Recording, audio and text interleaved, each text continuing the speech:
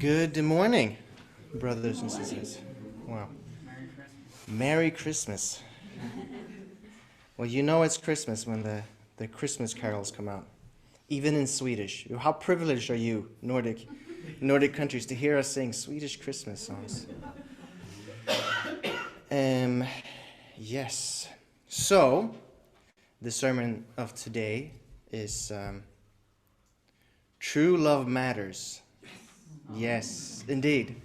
I could leave it at that. That could be, if you take that with you today, if you just remember as true love matters, then I would have done my job. But true love really does matter. It is quite significant to all of us. And we all know, deep down inside, we know what true love is. And we know it's important. And we seek it every day in our lives, whether it's here in our communities or whether it is at home or at our work. We always seek it, we always want it. It's quite natural to want more love. And somehow I believe that maybe we don't get enough love. Yeah. How sad, right? How sad. Well, we all have memories of receiving love when we were children. Right? We can all look back to a moment in our childhood we were like, this was a very, very happy moment for us, right? And sometimes maybe Christmas is just one of those times. For me, it certainly was.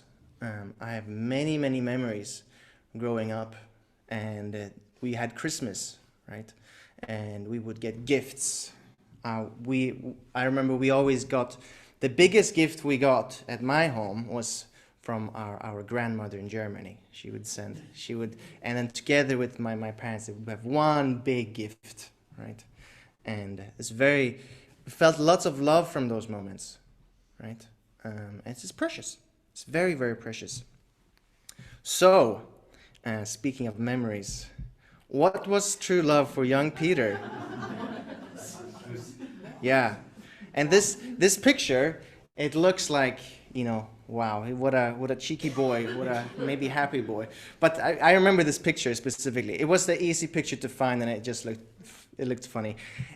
My sister, I was out with my sister, and she literally said, "Sit there," and I sat there, and she said, "Smile," and I smiled, and she look. So if anything, this doesn't represent true love for me at the young age. But anyways, it's funny. It's funny. It's one of the best pictures of me as a child. Yeah, but true love for me, I know that especially Anne-Marie and some others that would cook for us. I loved food growing up. Oh my God. Wow. We would always be first in line. Right? Always first in line. And you could serve us anything, and it's like, wow, amazing. Right? And my mom would ask us, we would go on a workshop or an event somewhere. What did you do? Oh, we ate for lunch the first day, we ate this, and then for dinner we ate that. Or when we were invited to our German relatives, what did you do? Oh, we had schnitzel. It was really good. And then, our uncle, he made this pizza. Wow, margarita. I still remember, right? I still remember my first time there, visiting my uncle and staying at his place. All the dinners and lunches we had. Can you imagine? I'm sure we did other things too, but that I remember so well. But there are other memories too. I remember one time we went to Biltema. Biltema is like you buy like hammers and tools and things like this, convenient things, like not food per se. And we had bought these what would you call them, like yoga mats. Why is that special? Because we would cut up these yoga mats and make swords, and we put silver tape around the stick, and then we'd hit each other. Duk, duk. And because there's the yoga mats, it wouldn't hurt. It was very playful. It was very fun. It wasn't that playing with the swords was fun, but I remember when we had been there, and I got out of the car, and I was so ready to get all of these things and just make these swords and the shields and all that, right? It was so exciting. I remember it's such a highlight in my childhood, actually. It's so strange. Why does this moment stick out?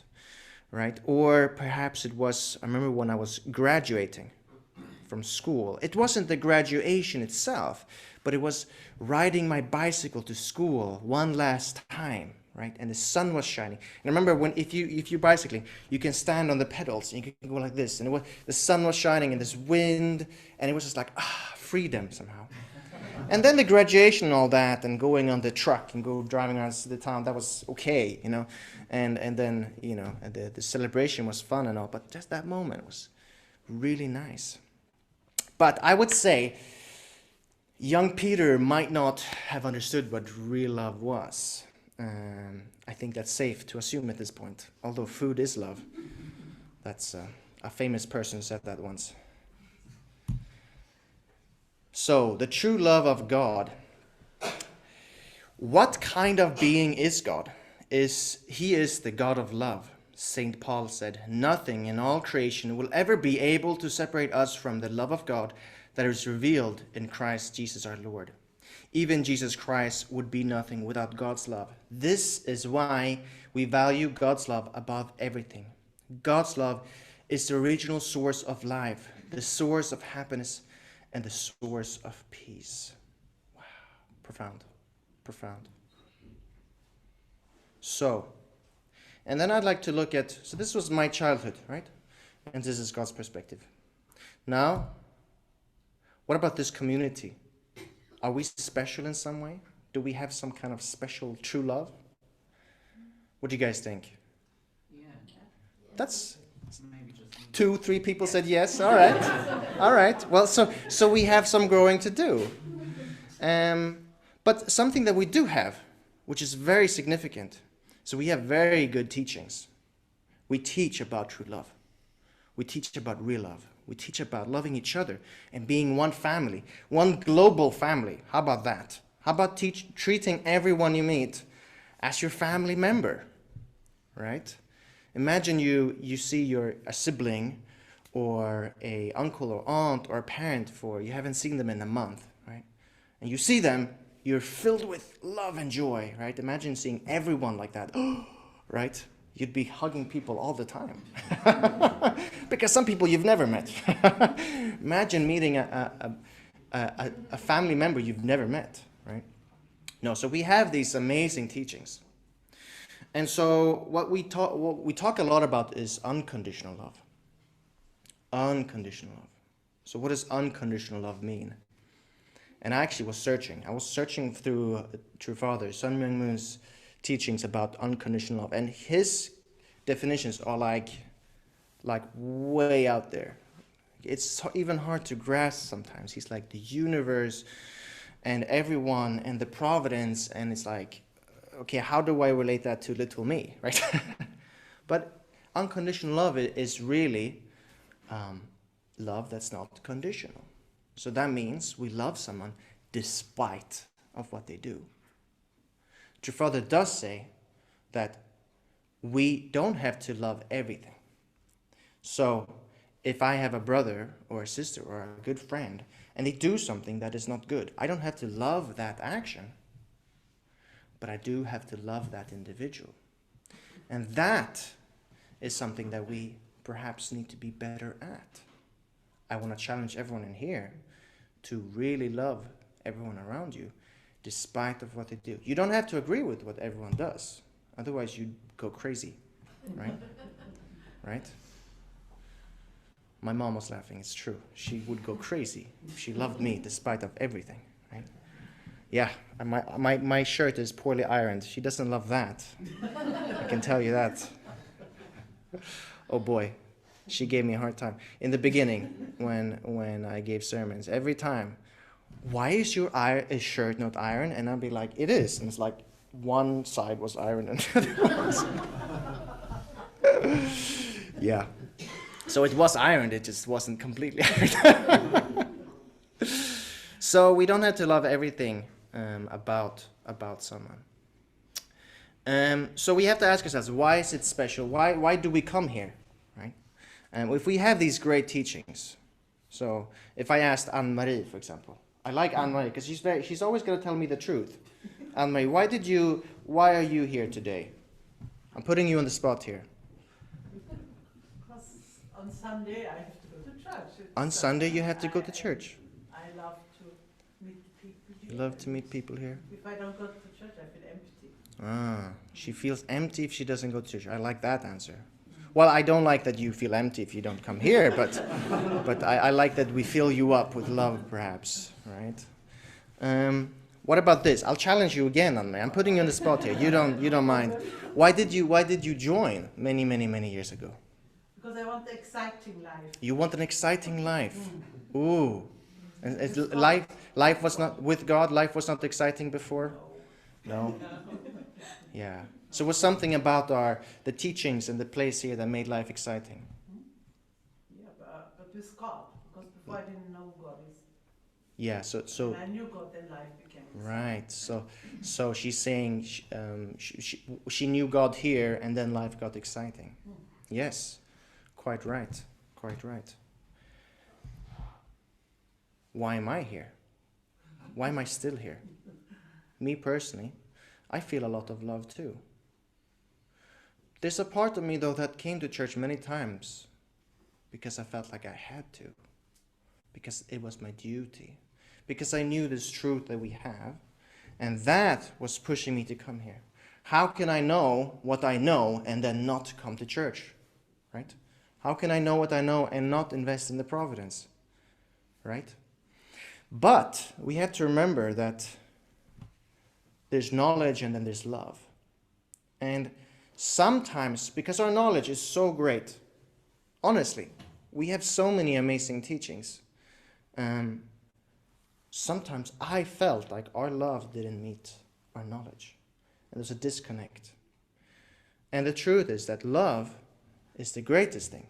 Love is greater than everything, as we learn in the divine principle. Love is the greatest thing. So if the love is lacking, and the truth is saying that there should be love, then it's going to be a disconnect, and it's going to be difficult. And so this is something, that's why I was very happy with your answer, Anne-Marie. Yes, you get an A. Well done. Well done. Well done. Because we should come here not out of duty, right? And I know that we have an amazing older generation that have been almost at war with the providence for years on end, right? They've went through the age of indemnity, as they call it, right? Which is incredible, to do something, do a cause, despite it being difficult. It's incredibly, incredibly admirable, right? And now we're in a different age. The age of settlement, we call it. It's really the age of loving each other. Coming here and giving love to each other. And I can say that I love every person in here. I can say that with confidence. However, if I were to take any one of you aside and look you in the eyes and say, I love you. Wow. Just all my Swedish ancestors would scream, right? And my German ancestors maybe even more. Right? It's maybe a little bit uncomfortable. But do we have the courage to really love each other unconditionally? Sometimes we feel if we love someone, they're uncomfortable with it. Right? So we have to create a space where we can love each other unconditionally as well.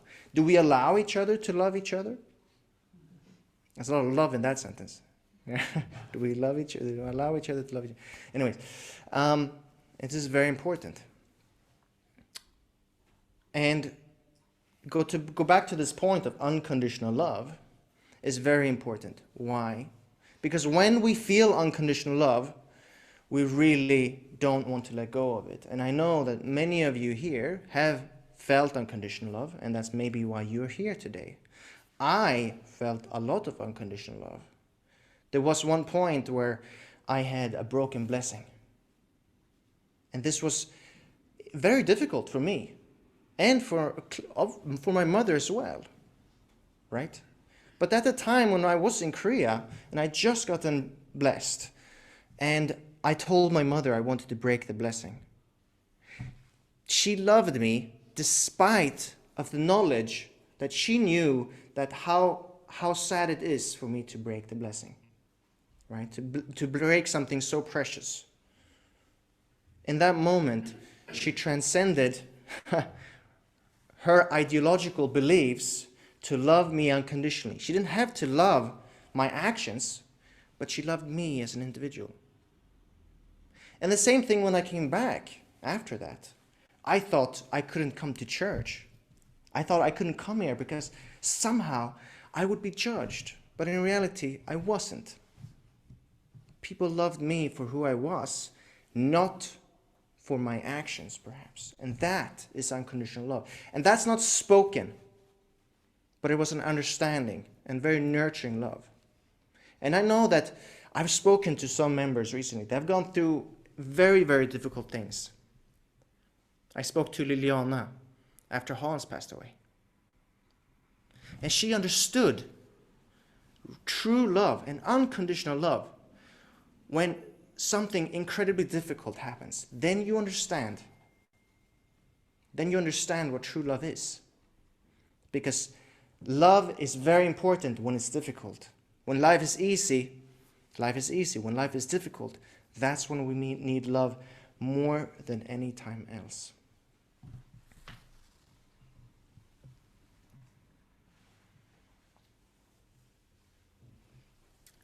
Water pause. So, I dare you, each one of you, to really go beyond your understanding.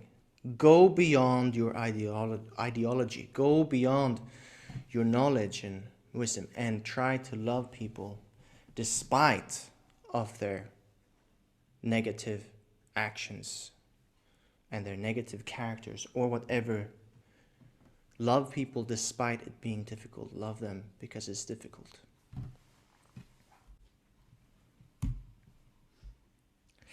Where would God's dwelling place be? God would nestle in the most precious place of all, love. So, true love matters. Thank you. Thank you.